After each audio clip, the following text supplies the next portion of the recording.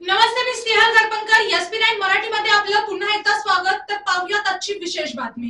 201 बारामती विधानसभा पोटनिवडणुकीत उपमुख्यमंत्री सुनेत्रा अजित पवार यांनी आज काटेवाडी येथील बूथ क्रमांक 233 वर जाऊन आपला मतदानाचा हक्क बजावला. रांगेत उभे राहून सर्वसामान्य मतदारांप्रमाणे मतदान प्रक्रिया पूर्ण केली. तर पाहूयात आजची सविस्तर. बारामती मतदारसंघातील या पोटनिवडणुकीकडे संपूर्ण राज्याचे लक्ष लागले असून राजकीयदृष्ट्या ही लढत अत्यंत प्रतिष्ठेची मानली जात आहे. या पार्श्वभूमीवर प्रमुख नेत्यांनी मतदानाचा हक्क बजावत मतदान केल्यानंतर माध्यमांशी बोलताना सुनेत्रा पवार यांनी लोकशाही बळकट करण्यासाठी प्रत्येक मतदाराने मतदान करणे आवश्यक असल्याचे यावेळी सांगितले. लोकशाहीत मतदान हा प्रत्येक नागरिकाचा अधिकार आणि कर्तव्य आहे. जास्तीत जास्त नागरिकांनी मतदान करून लोकशाही प्रक्रियेत सहभागी व्हावे असे आवाहन त्यांनी केले. दरम्यान काटेवाडी परिसरात मतदान शांततेत व सुरळीत पार पडत असून प्रशासनाकडून कडक बंदोबस्त ठेवण्यात आला आहे.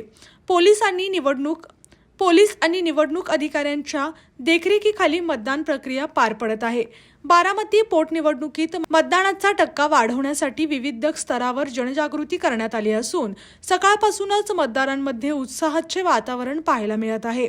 या निवडणुकीचा निकाल आगामी राजकीय समीकरणांवर मोठा परिणाम करणारा ठरणार असल्याचे मानले जात आहे. अशाच जिल्ह्यातील, राज्यातील व राष्ट्रीय स्तरावरील ताज्या बातम्या पाहण्यासाठी पाहत रहा SP9 मराठी न्यूज चॅनेल. या चॅनेलच्या माध्यमातून विविध क्षेत्रात उल्लेखनीय कार्य करणाऱ्या मान्यवरांच्या प्रेरणादायी मुलाखती तसेच महत्त्वाची माहिती आणि घडामोडी आपल्यापर्यंत पोहोचवल्या जातील.